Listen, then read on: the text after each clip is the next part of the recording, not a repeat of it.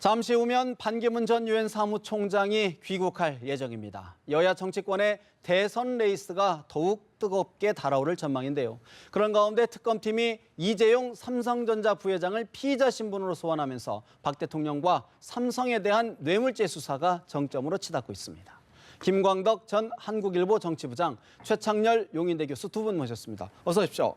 안녕하세요. 이재용 삼성전자 부회장이 피의자 신분으로 9년 만에 다시 포토라인 앞에 섰습니다. 그동안 최순실 씨 모녀에 대한 지원, 박 대통령 측의 압박 때문에였다라고 삼성 주장을 해왔는데 어떤 논리를 전개할지 주목이 됩니다. 민주당 우상호 원내대표 이야기 잠시 들어보시고 대담 이어갑니다.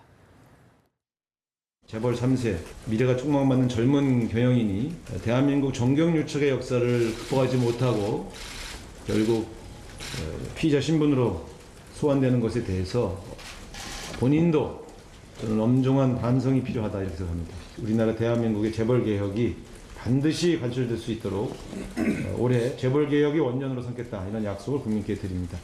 이재용 부회장도 국민들에게 진실을 밝히는 그런 성실한 태도를 보여줄 것을 당부드리고 싶습니다. 더불어민주당 우상호 원내대표, 촉망받는 젊은 경영인이 정경유착의 역사를 극복하지 못했다. 국민 앞에 솔직히 이야기해야 된다라고 요구를 했습니다. 김 부장님, 예. 사실 이제 제2의 태블릿 PC 뭐 이런 좀 삼성 측의 그동안 입장을 흔드는 증거들이 정황들이 조금씩 나오는 것 같아요. 어떻게 보시는지요? 네, 그렇죠. 오늘 우리나라 최고 재벌의 사실상의 오너가 이제 9년 만에 다시 포토라인 안에 선 걸 보면서 이 돈 많았다 그래서 다 해결되는 게 아니라 돈 많아도 잘 깨끗하게 투명하게 잘 써야 된다는 걸 보여주는 것 같아요. 그래서 그동안은 이제 그 삼성은 어떠한 식으로 변호 논리를 폈냐 하면 우리는 역시 대통령, 네. VIP와 경제수석의 이런 강요라든가 공갈에 못 이겨서 할 수 없이 내놓은 거다라고 하는 이런 입장으로 피해가려고 그랬는데 지금 특검의 수사는 좀 뇌물죄로 보려는 거 아닙니까? 뇌물을 공유했다라고 하는 건데 어떤 거로 근거로 보려냐 하면은 아까 최근에 태블릿 PC가 또 하나 추가로 나오지 그렇죠. 않았습니까? 그게도 보면 최순실 씨와 삼성과의 관계에 메일을 주고받은 이런 것들도 있고 그래서 주로 이렇게 보는 겁니다. 그러니까 지금 삼성이 이쪽에 최순실 측이라든가 이게 재단에 낸 게 세 갈래가 있는데 코레 스포츠와의 흑마 훈련을 이런 지원한다는 명목으로 220억 원을 계약을 해서 80억 실제로 집행은 80억을 했죠. 네. 말 사주금까지 합쳐가지고 그다음에 동계스포츠재단에 16억을 지원해 준 게 있고 그다음에 이제 K재단, 미르재단에 합쳐서 204억 재벌 중에 제일 큰 회사니까 이제 204억 이렇게 한 게 결국에는 삼성이 삼성물산과 제일모직의 합병을 통해서 이재용 부회장의 경영권 승계를 잘 원활하게 하기 위해서 이런 대가성을 갖고 서로 주고받은 거 아니냐라고 특검은 그렇게 해석을 하려고 하고 있는데 과연 특검이 그렇게 제대로 딱 부러지게 입증할 만한 거를 갖고 있는지는 조금 봐야 될 것 같습니다. 결국 이제 특검팀이 주목하는 것, 과연 이제 박근혜 대통령 어느 선까지 올라가느냐일 것 같은데 최 교수님 보시기에는 어떻게 전망하시는지요? 지금 이제 뇌물죄 또는 제3자 뇌물죄를 특검은 보고 있는 거거든요. 그러니까 삼성과 박근혜 대통령과의 이 공범 관계를 보는 데 있어가지고 뇌물죄 쪽으로 자꾸만 이제 그 겨냥에 들어가는 거잖아요. 삼자를 떼고요. 네. 그러니까 이제 어제 아까 말씀처럼 그 장시호 씨가 제출한 그 태블릿 PC 거기에 삼성 관련 이메일도 잔뜩 들어있고 또 삼성 관련자들과의 이런 이메일이 들어있으니까 특검이 상당한 자신감을 가지고 있는 것 같아요. 그래서 이것은 이제 물증이 나왔다라고 보는 거죠. 지금 얘기하는 건 삼성물산과 제일모직 합병 2015년도 7월 17일 날 결정되고 7월 25일 날 대통령과 이재용 부회장이 만나고 그 이후에 200억이 계약되고 이런 과정이 쭉 계속 보도돼 왔던 거 아닙니까? 근데 이것이 이제 구체적으로 그 코렉 스포츠로 빠져나간 정황이라든지 네. 또 그것이 독일에서 최순실 씨의 사적으로 쓰여진 이런 정황들이 나오니까 그 장시호 씨가 특검에 제출한 태블릿 PC에서 그러다 보니까 빨리 생각보다 굉장히 빨리 이재용 부회장을 소환한 거잖아요. 그리고 피의자로 이제 소환했단 말이죠. 그렇다면 결국 특검이 지금 겨냥하는 것은 결국은 대통령이라고 볼 수밖에 없죠. 근데 지금 현재 상당한 자신감을 가지고 있는 것을 보이고 지금 정황이 워낙 많이 나와 있기 때문에 그래서 어떠한 그 수순을 밟을지는 뭐 장담은 못 하겠어요. 그러나 분명한 것은 지금 특검은 네. 대통령과의 대면 조사를 이제 목표로 하고 있는 거죠. 있다. 대통령도 사실 뭐 중립적인 특검의 수사에 응하겠다고 했으니까 그 부분이 핵심인 것 같습니다. 이재용 부회장에 대한 구속영장, 사전 구속영장은 어떻게 전망하시는지요? 가능성 다 일어났다. 가능성 다 열어놨다라고 하고 있는데 상당한 정황을 가지고 이제 구속영장을 청구하겠죠. 청구하더라도 예. 먼저 구속영장을 청구하지 않고 뭐 체포영장 같은 걸 한 다음에 구속영장 할 수도 있고 그래서 금방 그대로 그냥 구속영장을 청구할 것 같지는 않아요. 조금 어떤 그 수순을 밟은 다음에 그런 다음에 이제 구속영장 청구를 하지 않을까. 좀 신중하게 접근하지 않을까 이렇게 보여집니다. 사실 이제 또 하나 의혹이 나온 게 최태원 SK 회장이 사면을 과정에서 청와대와 일종의 어떤 거래가 있었던 것 아니냐는 의혹이 또 오늘 불거졌단 말이죠. 어떻게 보고 계십니까, 이 사안? SK가 최근에 얼마 전에는 추가적인 80억 요구는 거절을 거절하고. 잘 해서 SK가 잘 벗어나는 거 아닌가 했더니 또 새로 나온 게 있어서 SK가 좀 곤혹스럽게 됐는데 고민하고 있을 겁니다. 뭐냐 하면은 최태원 회장이 그 2015년에 사면이 됐죠. 사면이 8월 13일 날인가 아마 됐는데 그 사면 결정되기 3일 전에 그 김영태 부회장이 의정부 교도소로 찾아가서 이제 면회 과정에서 최태원 회장을 만나면서 은어를 주고받았어요. 우리가 알 수 있는 말이 아니라 일종의 은어를 주고받은 뭐라 했냐면 왕 회장이 귀국을 결정했습니다. 그런데 우리한테 큰 숙제가 좋습니다라고 이야기했다 이거죠. 그러면은 여기서 우리가 일반적으로 해석하기는 뭐냐면 왕 회장은 예, 비대통령. 대통령이 귀국이라고 하는 건 사면을 결정했다라고 하는 거를 그러니까 바로 아마 이 소식을 듣고 바로 달려간 것 같아요. 이 기쁜 소식을 빨리 알려야지.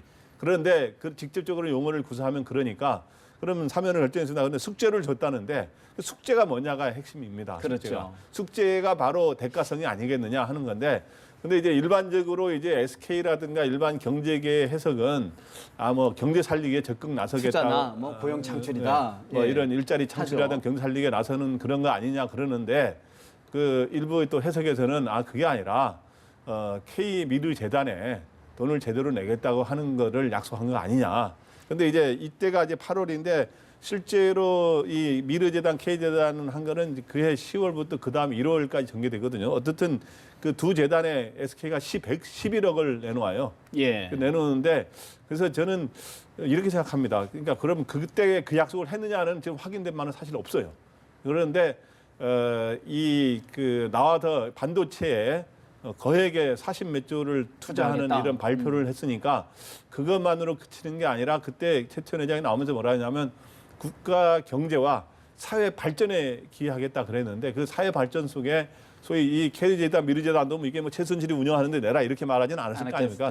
그래도 국가를 운영하는 분들이 그래도 말은 좋은 명분을 갖고 이야기할 거니까 아마 그때 문화 영상과 스포츠 이런 발전을 위해서 아마 SK도 앞장서달라는 말을 했을 수도 있고 안 했을 수도 있는데 그거는 좀 봐야 될 것 같습니다. 참 특검팀 해야 될 일이 점점 쌓여가는 것 같은데 이 다음에 또 뭐 롯데까지도 간다. SK를 넘어 또 롯데까지 간다. 이렇게 얘기 나온다. 그러니까 지금 이제 미르재단과 K스포츠재단에 출연한 것 이것은 기업들 입장에서는 강요에 의한 것이었다라는 얘기를 청문회에서도 했잖아요. 재벌 총수들의 일반적인 입장은 그거였어요. 정부가 이렇게 요구를 하면 안 낼 도리가 없다라는 그런 취지의 얘기를 다 했잖아요. 근데 지금 현재 검찰이 특검이 들여다보고 있는 것은 반드시 어떤 피해자라는 관점에서의 기업을 보고 있는 게 아니라 자신들의 어떤 현안, 해결해야 될 어떤 그 숙제 그야말로 그런 것들을 해결을 해달라고 요구하면서 자신들은 이제 돈을 냈다라 이런 관점에서 자꾸 쳐다보고 있는 거예요. 그러니까 삼성전자의 이재용 부회장이 뇌물죄 관련해서 박근혜 대통령과의 관련성을 들여다보고 있는 한편으로 지금 말씀하신 그 SK그룹도 그렇고 최태원. 롯데그룹도 그렇고 말이죠. 네. CJ그룹도 마찬가지예요. 그러니까 모든 기업들이 정도의 차이는 있지만 어떠한 형태로든 간에 기업 내부에 그 재벌 내부에 어떤 그 현안이 있던 거 아니겠어요? 그런 것들을 해결하는 대가가 아니었겠냐라는 관점을 들여다보고 있기 때문에 이것이 다른 대기업으로 파급될 가능성이 대단히 높아 보인다라는 겁니다. 그런 측면에서 오늘 이제 또 하나 헌법재판소 이제 4차 변론이 있었는데 최 교수님 이제 관심을 주목됐던 인물이 바로 이제 청와대 경호실에 근무했던 이영선 행정관인데 여러 가지 최순실을 안다라고 이제 이야기는 했는데 사실은 개인 업무기 때문에 비밀이기 때문에 밝힐 수 없다 이런 얘기를 했단 말이죠. 그 헌재 재판관이 그 얘기했죠. 강일원 재판관이 이영선 행정관이 그 의상 관련된 돈을 내러 나간 게 그게 오히려 기밀이면 기밀이지 최순실을 청와대에서 보고 안 본 게 왜 기밀이냐. 그리고 그 이영선 행정관의 직접적인 죄와 관련된 것이 아니기 때문에 얘기를 해라. 이런 식으로 상당히 직접적이고 아주 거의 힐난에 가까운 투로 얘기를 했거든요. 이영선 행정관은 지금 어쨌든 최순실이 청와대에서 봤다는 것을 부인함으로써 탄핵 전반에 있는 최순실의 그 국정농단 이런 것들을 총체적으로 부인하고자 하는 것 같고 어떤 면에서 볼 때는 이건 저 이영선 행정관이 잘못 생각하는 것 같아요. 자신한테 별로 유리할 것도 없습니다. 이렇게 되면은 뭐 이영선 행정관이 직접 피의자는 아니라고 그렇죠. 하더라도 참고인인데 이런 것들을 얘기를 함으로써 자신이 그 이 지금 전반적인 이런 데 도움을 줌으로써 나중이라도 자기가 계속 어떤 또 이런 재판에 관련돼 가지고 계속 소환될 수 있는 거거든요. 그렇죠. 저는 그래서 이건 헌재가 뭐 이렇게 부인한다고 이 부분을 간과할 리가 없거든요. 그래서 이영선 행정관이 이건 상당히 잘못 판단한 거라고 자칫 뭐 위증 논란도 있을 수 있는데 근데 이영선 행정관이 저는 혼자서 판단했을 거라고 보지는 않고요. 컨트롤 타워가 있다라고 생각합니다. 이게 상당히 전략적으로 발언을 하거든요. 대부분 오늘 모르쇠로 하는데 자기네 필요한 거는 다 딱딱 인정을 하는데 여기서 오늘 대표적으로 이제 인정을 안 한 게 뭐냐면 이 최순실을 2012년부터 16년까지 수십 번 만났다고는 하는데 몇 차례? 최순실을 청와대에서 봤다는 걸 인정을 안 했어요. 그거를 청와대 그리고 자기가 자기가 모시고 온 적도 없고 청와대에서 본 적 얼마 전에 문자까지 보냈는데요. 윤전추 네. 행정관만 해도 청와대에서 최순실을 만난 적은 있다고 했는데 오늘은 그 최순실을 청와대 만난 거를 왜 이렇게 부인을 하는지 그래서 아까 헌법재판관도 그게 중요한 거냐라고 그렇게 했는데 이제 그러면서 이제 뭐 그러냐면 또 하나는 오수령이 국가 안보 업무다라고 하는 이런 특이한 궤변을 펴면서 이렇게 하는데 이 최순실의 청와대 온 거를 완전 부인하는 게 본인이 그렇게 중요한 문제가 아닌데 부인하는 거 보면 무엇인가? 이 뭔가 이 조력자가 탄핵 그 변호인단이라든가 그다음 최순실 변호인단 여러 가지 종합적인 이런 데서 뭔가 이거를 근본적인 걸 부인함으로 인해서 최순실의 국정농단과 대통령과의 어떤 이런 공모 관계 이런 거를 부인해 보려고 하는 전략이 있는 거 아닌가 이런 생각이 듭니다. 결국은 진실을 과연 가릴 수 있을까? 그 부분은 먼저 밝혀질 것으로 보이고요. 오늘 이제 정치권의 오늘 단연 화두는 반기문 전 유엔 사무총장의 귀국일 텐데 여야 정치 세력마다 바라보는 시선은 미묘하게 엇갈리는 것 같습니다. 영상을 준비했습니다. 보시고 대담 나누겠습니다. 반 총장님께 진정으로 수고하셨다라고 하는 말씀을 드립니다.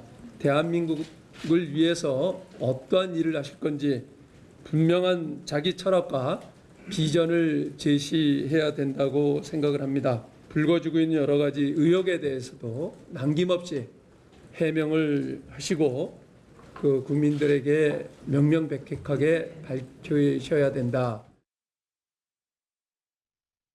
반기문 총장께서 보여주신 그 세계 경험과 능력이 국가적 위기를 맞고 있는 우리 대한민국의 발전과 국민의 삶을 위해 소중하게 쓰여지기를 진심으로 바랍니다.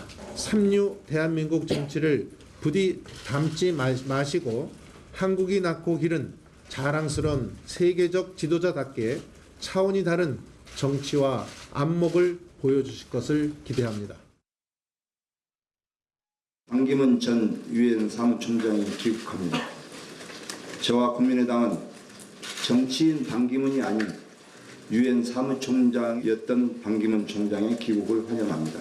세계 평화와 국제 협력을 위해 헌신하고 대한민국을 빛낸 반기문 총장님께 국민의당을 대표해서 감사드립니다.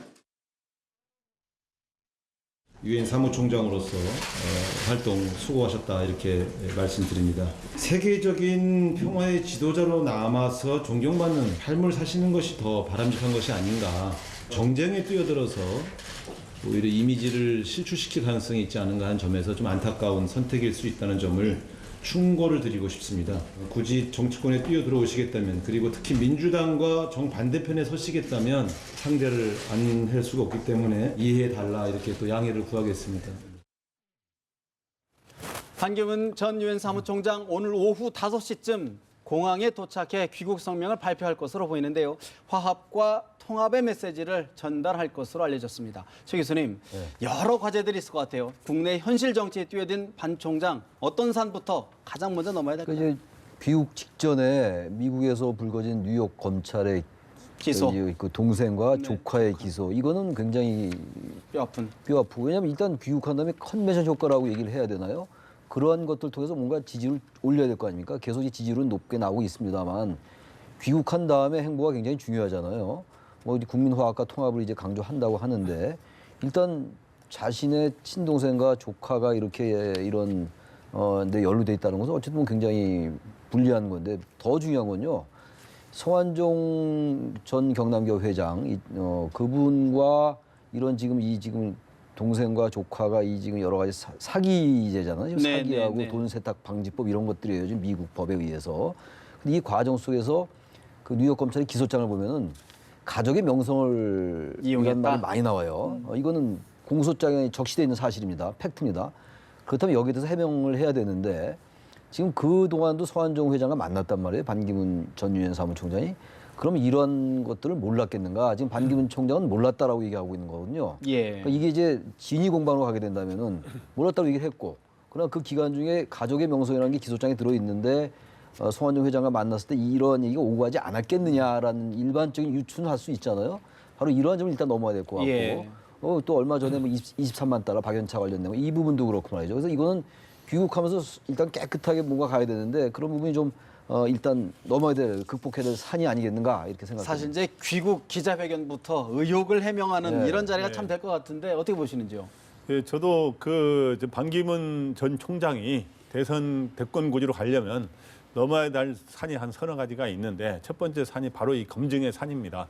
그런데 검증의 산이 한 가지만 나오는 게 아니라 벌써 20단만 달러 수수설에다가 지금 이 동생과 조카의 이 뇌물 혐의로 네. 이 기소된 거 이런 것들이 계속 터져 나오고 있는데 바로 지금 원래는 귀국해서 컨벤션 효과로 해서 이 설이 1월 말이거든요. 그때까지 네. 쫙 이어지면서 지지율이 상승해서 아마 그때 1등 되는 게 목표였을 겁니다. 아마 요즘에 주춤해서 2등이 됐는데 근데 이제 백마 타고 오는 기사 하늘이나 구름에서 백마 타고 오는 기사로 쫙 내려와야 되는데 나오자마자 바로 이 무릎에 이 발목에 약간 상처를 입은 거로 시작하는 그래서 그걸 해명하기 바쁘는 이런 상황이 됐는데 저는 이게 두 가지가 저는 반기문 총장이 이게 사실이 뭐 관여했을 수도 있고 안 했을 수도 있는데 네네네네. 사실 여부를 떠나서 바로 이런 것들을 거론되는 것 자체가 굉장히 내가 과거에 취재한 경우를 볼 때 정권주자들은 굉장한 부담으로 작용한다.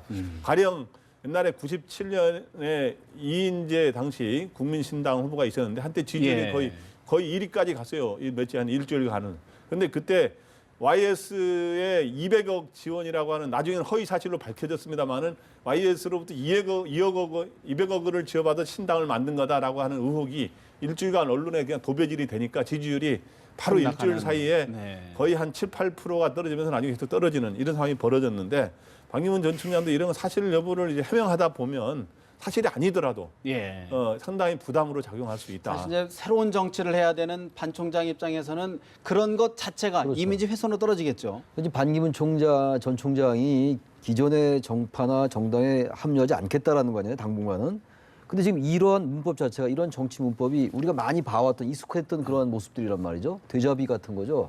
그런 점은 반기문 총장한테 당연히 불리하죠. 사실 오늘 원래 반 총장 시민 불편을 이유로 이제 지하철을 이용하지 않고 자동차를 이용하려고 하다가 다시 일정을 바꿨단 말이죠. 이건 어떤 의미가 좀 있을까요? 좀 소소한 얘기일까요? 글쎄 아니 이제 시민들과 함께하고 이제 서민적인 행보를 한다는 의미인데 네. 이게 지금 왔다 갔다 하잖아요. 오락가락 엇갈리니까 이 자체가 서민적이지 않은 거죠. 있는 그대로 진정성을 보여줘야지 너무 정치적으로 어떻게 보일까, 국민들이 나를 어떻게 생각할까라고 보이는 건 저는 새로운 정치의 모습은 아닌 것 같아요. 그래서 이 부분도 좀 세련되게 접근해야 되는데 이건 뭐 정치라는 게 다 전술적인 측면이 있는 거니까 이렇게 자꾸 언론에 엇갈리게 보이는 것 자체가 좀 미숙한 게 아닌가라는 생각이 좀 정치 들어요. 초보다라는 네, 말씀이신 것 같은데 그렇습니다. 네. 오늘 일부 보도 보면 뭐 인천공항 측에 VIP급 의전을 요구했다, 뭐 거절당했다 이런 이야기도 좀 나왔어요. 같은 맥락으로 봐야 될까요? 네, 그렇다 아니 뭐 공항에서 이제 소위 말 3부 5인급의 이런 의전을 두고 실무자가 요구했는데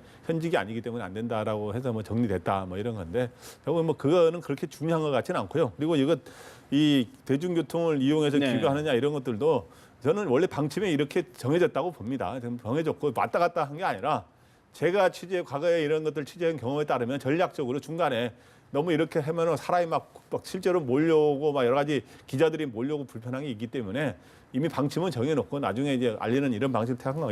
근데 이게 자체가 일종의 뭐 진정성이 있느냐 없느냐가 중요한 건데 어떻든 반기문 총장은 아까 같은 이 들어올 때 여러 가지 검증의 이 관문들이 많이 제기되고 있는 이런 네. 것들은 굉장히 아픈 대목인데 어떻든 앞으로 당분간의 행보는 친서민과 그리고 어떤 국민 통합. 네. 근데 이제 국민 통합이라는 측면에서 좀 장점을 갖고 있는 건 또 인정은 해야 돼요. 왜냐하면 뭐 지역적으로 뭐 그런 거 따지기는 좀 그렇지만 충청권, 중부권 출신으로서 네. 지역 국민 통합을 하는데 약간 작용 플러스 되는 게 있고 또 탈정파였기 때문에 이 정치권에 우리나라 양극단으로 나눠져 있는 상황에서 예. 뭔가 정치 통합을 해볼 수 있다라고는 메시지를 던지는 데는 유리한 측면이 있는 유리한 것도 측면이 사실. 있다. 예. 오늘 리얼미터 여론조사 결과를 보니까 여전히 문재인 전 대표가 1위, 반기문 전 사무총장이 2위를 하고 있어요. 최 교수님. 네. 아무래도 스캔들 여파, 기대치가 좀 낮아졌다 이렇게 봐야 될까요? 이런 면이 있는 것 같아요. 과거에 이명박 후보의 경우에 BBK 사건이 있었잖아요. 그래도 그게 영향을 안 줬잖아요. 그러니까 우리나라 전체적인 거 보면 되는 사람은 그러한 것들이 또 넘어가고 극복이 되더라고요. 그래서 아직은 예단할 수 없을 것 같아요. 아까 말씀 나눈 뭐 그러한 그 스캔들, 가족 스캔들 문제라든지 이러한 것들이 이제 어떻게 비치느냐의 문제인데 여전히 반기문 총장에 대한 전 총장에 대한 기대는 높은 것 같아요. 예. 이번에 보수층들이 물론 바른정당에 지금 이제 뭐 새롭게 창당되겠습니다만 일단 보수표들이 갈 곳이 지금 마땅치가 않잖아요. 그리고 지금 전반적으로 저기 화면에도 나오고 있습니다만 지금 야권 주자들 말고 여권 주자들의 눈에 띄는 그게 좀 후보가 약해요. 없죠. 예, 약하다 예, 보니까 예. 반기문 전 총장에 대한 어떤 기대나 희망은 여전히 있는 거거든요. 이제 그런 것들이 있기 때문에 굉장히 유리한 입장이에요. 그리고 어쨌든 유엔 사무총장이라는 것들을 국민들은 굉장히 긍정적으로 평가하고 있기 때문에 단지 중요한 건 벌써 이게 나올 때 이러이러한 것도 자꾸만 나오다 보면은 지지율은 그냥 뭐라 가랑잎에 옷 젖는다 그러나요? 이게 점점 네, 내려가거든요. 쌓여서. 이렇게. 예, 이런 예, 것들은 반기문 총장이 귀국할 때 잘 접근해야 될 문제다. 사실 오늘 여론조사 결과 중에 지금 눈에 띄는 게 뭐냐면 호남 지역을 보니까요. 문재인 전 대표가 1년 8개월 만에 최고치를 경신했단 말이죠. 사실 호남 쪽이 전략적 또 여론이 형성이 되는 것인지 아닌가 생각이 드는데 어떻게 보시는지요? 문재인 전 대표 입장에서는 호남의 지지율은 굉장히 중요하죠. 왜냐하면 작년에 약속해 놓은 거 있지 않습니까? 총선 과정에서 호남의 지지를 못 지지를 받으면 거두면 내가 정계를 은퇴하겠다. 사실 대선 불출마하겠다. 이런 식의 언급을 한 적이 있기 때문에 지금 호남의 지지가 지금은 40% 넘어서 1등을 됐다면 이제 나는 이제 적극적으로 할 수 있다는 이런 의지의 표시가 될 수가 있는 거고 또 하나는 이제 호남이라는 게 상징적으로 야권의 심장부로 알려져 있지 않습니까? 예, 예. 여기에서 지지를 선점했다는 거는 야권의 지금 선두주자로서의 일단 교두보를 미리 확보한다는 의미가 있는데 이번 현재 이게 그냥 굳어진 거는 있다고 볼 수는 없고요. 근데 왜 이렇게 됐느냐 하는 두 가지 요인이 있을 겁니다. 예. 그동안 호남에 엄청나게 공을 들여왔다는 거. 이번에도 뭐 무등산에 또 뭐 가고 그러지 않았습니까? 새 정초예요. 예, 그리고 또 하나는 안철수 전 대표가 호남을 기반으로 많이 이제 국민의당의 호남 현역 의원이 많은데 뭔가 해보려고 그러는데 이제 안철수 전 대표가 최근에 삼각 파도를 만나서 여러 지지율이 흔들리는 거 있기 때문에 그러한 상대적인 반사 이익이 문재인 전 대표에게 갔다라고 좀 보입니다. 사실 이제 민주당 반기문 전 유엔 사무총장에 대한 검증은 예고를 하고 있는데요. 최 교수님. 사실 적극적인 검증은 안 하겠다는 거 아닙니까? 태스크포스도 꾸리지 않고 양자 대결을 좀 허용하지 않겠다. 이런 복선이 깔려 있다라는 분석이 나오는데 어떻게 보십니까? 지금 아까 쭉 보니까 네. 각 정당의 반응이 아주 미묘하게 차이가 나는 것 같아요. 바른정당하고 새누리당이 또 다르고 바른정당은 조금 이제 뭐 검증을 좀 하는 좀 이렇게 경고는 아니지만 좀 이렇게 좀 그런 맛이 나고 새누리당은 그보다 좀 덜한 것 같고 덜하고. 민주당은 아주 노골적이에요. 예, 예. 이제 각오해라 뭐 이런 이제 아까 우상원 대표 얘기는 그런 얘기란 말이에요. 그러니까 지금 이제 구도는 어쨌든 뭐 계속 하는 얘기입니다만 문재인 대표가 계속 수위를 달리고 있으니까 문재인 전 대표가 수위를 달리고 있으니까 문재인 대 이 문재인을 어떻게 대적할 것이냐의 이 연합군 어떤 이 비문 구도 문대 비문 구도라면 이게 지금 반기문도 그렇고 손학규도 그렇고 지금 여기 안철수도 그렇고 이 사람들이 생각은 다 다른데 연대 가능성도 좀 남아 있다고 보거든요. 그렇기 때문에 이 발언이 수위를 상당히 조절해야 되는 그렇다고 마냥 그 어떤 긍정적으로 봤다고 너무 키워주는 게 되고 지나치게 공격하고 비판적으로 하면 나중에 연대 가능성이 완전 무산되는 것이기 때문에 아직은 그러한 것들을 가늠하는데 조금 이른 것 같습니다. 사실 근데 민주당 입장에서는 계속 예를 들어서 반기문 전 총장을 공격하게 되면 좀 몸집을 키워주는 효과도 역효과가 있지 않을까요? 민주당 입장에서 볼 때는? 그래서 민주당 입장에서는 적절하게 네. 그러니까 뭐 TF를 구성해서까지는 아니지만 적절하게 공격은 계속 할 겁니다. 네. 왜냐하면 공격을 해야만이 그 검증의 효과가 있거든요. 그 공격을 안 하면은 지지율이 별로 떨어지질 않아요. 사실은 과거에도 제가 취재해 보면 그래서 공격이 계속 되면서도 우리가 전면적으로는 안 한다라고 하는 이런 입장을 취하게 될 것이고 또 너무 전면에 나서면 그 또 여론이 역풍이 또 불 수도 그렇죠. 있다는 것도 고려하게 되고 그러다 보면 오히려 또 키워주는 측면이 있을 수 있기 때문에 어떻든 적정선에서의 공격과 그다음에 자기네들의 방어 이런 거를 전략을 병행할 거로 보입니다. 그런가 하면 사실 이제 국민의당 안철수 전 대표가 아까 좀 전에 이제 삼각파도를 만났다 이런 표현을 써주셨는데 박선수, 김수민 의원의 무죄를 계기로 해서 반전의 기회가 될지 주목이 되는데 박지원 의원 이야기 잠시 들어보십니다. 박선숙, 김수민, 왕주연 무죄에 대해서 사법부의 현명한 판결에 존경을 표합니다. 그러나 중앙선관위와 검찰의 국민의당 안철수 죽이기에 대해서는 반드시 응징을 해야 되고 안철수 대표의 추락한 지지도는 누가 보상해야 됩니까? 우병우가 할 거예요? 국민의당 박지원 의원 사법부의 현명한 판단을 환영한다. 그런데 추락한 국민의당과 안철수의 지지도 추락은 누가 보상하느냐 볼멘 소리를 했습니다. 김 부장님, 이번 안철수 전 대표 자신의 리베이트 항목을 딛고 반등할 수 있는 계기가 될까요? 어떻게 전망하시는지? 계기가 약간 될 수가 있습니다. 그러니까 하기 나름입니다. 안철수 전 대표가 어떻게 하겠습니까? 그러니까 정치인들에겐 자기 찬스와 계기가 오는데 그걸 제대로 활용하는 사람은 지도자가 되는 거고 그 계기도 활용을 못하면 기회가 안 오는 거죠. 그런데 이제 안철수 전 대표 입장에서는 총선 때 굉장히 위기를 맞았다가 강철수 전략으로 밀어붙여서 결국엔 총선에서 38석을 하면서 나름의 승리를 거둔 거 네. 아닙니까? 그런데 그 이후에 지지율이 반토막이 나는데 그 이유가 딱 두 가지입니다. 바로 이 박선숙 등의 리베이트 의혹 사건에다가 선거 직후에 그 의혹에다가 당시에 또 반기문 총장이 또 귀국을 했었잖아요. 또 반풍이 중간에 한번 상륙을 했었어요. 그래서 그 반풍까지 되면서 소위 지지율이 반토막이 났는데 지금 현재는 반기문 총장도 약간 흔들리는 게 있고 또 그다음 마침 이게 또 이런 거를 다시 무죄를 인정하기 때문에 이번 기회에 새로 초심을 발휘해서 강철수 전략을 잘 펴면 반등할 수도 있으니까 사실 이제 열심히 한번 해보시라고 권유하고 싶습니다. 반기문 전 총장의 이제 거품이 거치면 안철수 전 대표가 좀 공간을 열어갈 수 있는 기회가 되지 않느냐 이런 이야기도 있던데. 안철수 하면 안철수 현상이고 안철수 현상은 새 정치에 대한 기대 아니에요. 근데 지금 벌써 안철수 의원은 그렇게 새로운 정치인이라는 느낌이 별로 안 들잖아요. 이제 거의 뭐 대선 후보급이고 이러다 보니까 이재명 성남시장, 반기문 전 총장 이런 사람들은 굉장히 새 정치인 것 같아요. 뭔가 아직은 잘 모르겠습니다만 거품이 끼었는지 그건 뭐 검증해봐야 알겠는데.